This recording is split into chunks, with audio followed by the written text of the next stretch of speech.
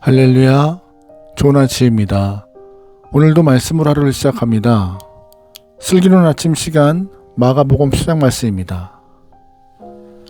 우리는 화내기 쉬운 세상에 살고 있는 것 같습니다. 아침에 눈을 떠서 뉴스를 확인하는 순간 화가 날 때도 있고, 복잡한 출근길을 지나 일터에 앉기까지 우리의 마음을 불편하게 하는 것들이 도처에 널려 있습니다. 그러다 보니 사람들은 자연스럽게 저마다 방식으로 그 화를 표출하죠. 그런데 가만히 살펴보면요, 사람들이 화를 내는 지점에는 일정한 패턴이 있습니다. 일이 내 뜻대로 순적하게 물 흐르는 것과 같이 잘 풀릴 때는 너그러운 사람이 됩니다.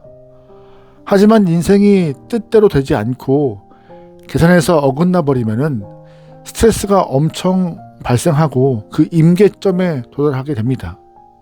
그 상황에서 누군가 작은 불씨만 던지면 우리는 여지없이 폭발하고 맙니다. 더 큰 문제는 화를 내는 방식과 대상이 문제예요.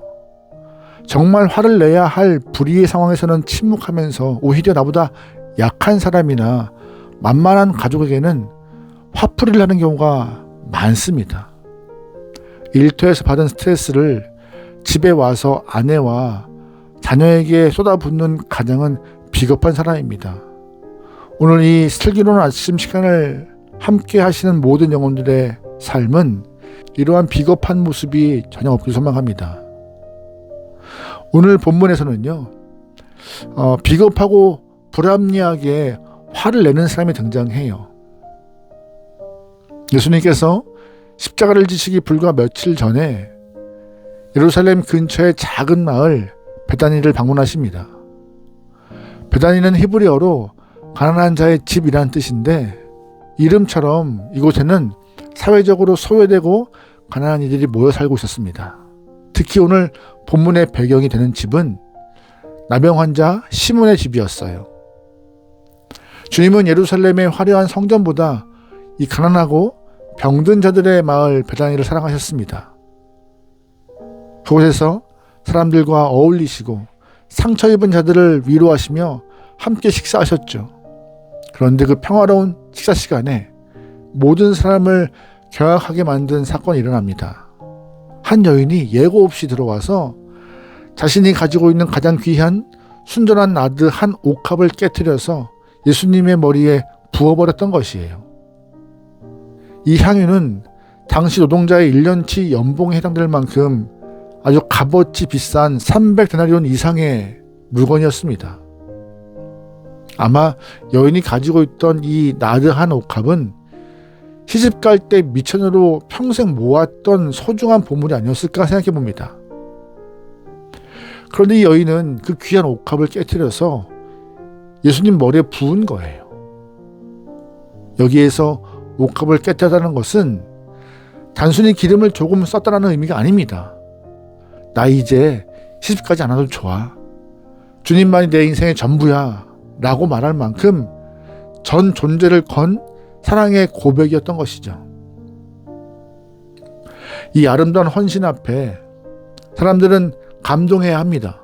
그런데 의외의 모습이 보여요. 4절 말씀입니다. 어떤 사람들이 화를 내어 서로 말하되 어찌하여 이 향유를 허비하는가? 이 향유를 300데나리온 이상에 팔아 가난한 자들에게 줄 수 있었겠도다 하며 그 여자를 책망하는지라. 아멘. 사람들 중에 여인의 행동을 보고 감동되신 화를 내는 사람이 등장합니다. 언뜻 보면 그 사람들의 말을 들으면 화내는 사람들의 말이 매우 합리적이고 정의로워 보여요. 베다니처럼 가난한 동네에서 이런 사치는 적절하지 않다라는 논리를 갖고 말하고 있는 거잖아요. 하지만 주님은요, 그들의 분노 뒤에 숨어있는 추악한 본심을 꿰뚫어 보셨습니다. 다른 복음서, 즉 요한복음을 보면은요, 이 말을 주도한 사람이 가룟 유다였다고 하는데요, 그는 가난한 자들을 걱정해서 하는 말이 아니라 그 돈이 탐나서 화를 냈던 것입니다. 비난하는 사람들의 특징이 뭔지 아세요? 언제나 명분을 가지고 말합니다. 그러나 그 명분은 사실 자신의 탐욕과 게으름을 가리는 가면일 때가 많죠. 화를 내는 사람들은 여인의 헌신을 비난함으로써 아무것도 드리지 않는 자신의 초라함을 정당화하려 하는 것입니다. 이것이 바로 비겁한 화입니다. 그들은요, 주님의 장례를 준비하지 않았고 그렇다고 나중에 가난한 자들을 돕지도 않았습니다. 오히려 며칠 뒤 빌라도의 뜰에서 예수님을 십자가에 못 박으라고 소리 높여 화를 냈던 무리가 바로 그들이었습니다. 비난의 화살이 여인에게 쏟아질 때 주님은 여인의 편에 되어 주셨습니다. 6절 말씀이에요. 예수께서 이르시되 가만두라, 너희가 어찌하여 그를 괴롭게 하느냐, 그가 내게 좋은 일을 하였느니라. 아멘. 주님이 여인을 칭찬하신 이유는 그녀가 우선순위를 정확히 알고 있었기 때문입니다. 구제와 나눔은 평생 해야 될 귀한 일입니다. 그러나 주님은 이제 곧 십자가를 지러 떠나실 것입니다. 육신적으로는 다시 오지 않을 마지막 기회였던 것입니다. 여인은 그 영적 타이밍을 놓치지 않은 것이고요.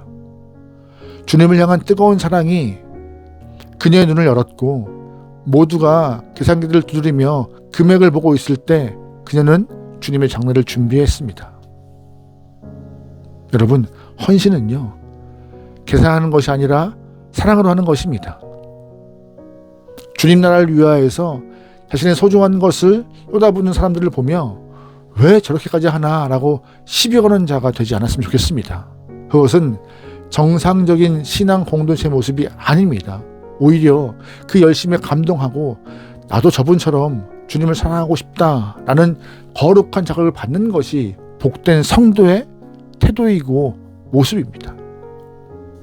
오늘도 우리 주변에는 삭막한 세상 소식에 화를 내는 사람들이 가득합니다.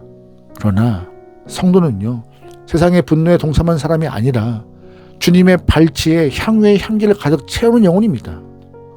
오늘 여러분이 깨트려야 될 옥합은 무엇입니까? 금액으로 환산할 수 없는 여러분의 시간은 있습니까?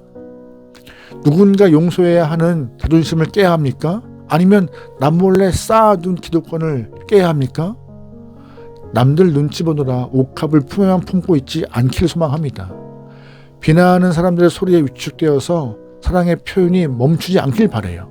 우리가 주님을 위해 깨트린 그 옥합의 향기는 사라지지 않습니다. 복음이 전하는 곳마다 여러분의 헌신도 기억될 것이에요. 오늘 하루 엉뚱한 곳에 가서 화내지 말고 대신 주님이 기뻐하시는 우선순위를 잘 붙잡고 살길 소망합니다.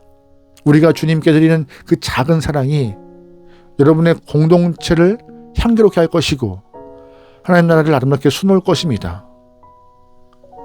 여러분의 이 슬기로운 아침 시간이 향유 냄새로 가득한 복된 아침이 되어서 많은 영혼들에게 은혜가 충만할 수 있는 귀한 때가 되기를 주님으로 축원합니다. 아멘. 기도하시겠습니다.